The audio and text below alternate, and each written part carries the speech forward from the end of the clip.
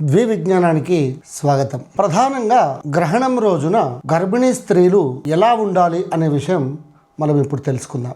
గర్భిణీ స్త్రీలు గ్రహణం ఎప్పుడు ఉంది అన్న సంగతిని తెలుసుకొని గ్రహణ ఆరంభ కాలం నుండి ముగింపు సమయం అయిపోయే వరకు ఖచ్చితమైనటువంటి పాటించవలసినటువంటి నియమాలు ఏమిటనగా, వాళ్ళు కదలకుండా వీలైనంత వరకు పడుకొని ఉంటే చాలా మంచిది. అలాగే ప్రత్యక్ష దర్శనం మాత్రమే నిషేధించబడినది. కానీ ఒకవేళ వాళ్ళు ఏదైనా టీవీలో కానీ మొబైల్ ఫోన్లలో కానీ అవకాశం ఉండి చూడడానికి వీలవుతే సంతోషంగా చూడవచ్చు, ఎలాంటి అభ్యంతరము లేదు.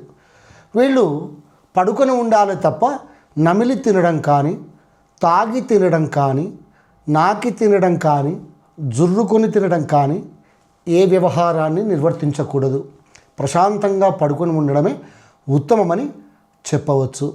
ఈ మార్చి 3వ తేదీ 2026వ సంవత్సరంలో గ్రహణ సమయం 3:20 ప్రారంభమైనప్పటికీ మనకు సాయంకాలం 5:33 నుండి 30 నిమిషాల నుండి అనుకోండి, దాదాపుగా 5:30 నుండి 6:47 వరకు మాత్రమే ఈ నియమాలు పాటిస్తే సరిపోతుంది.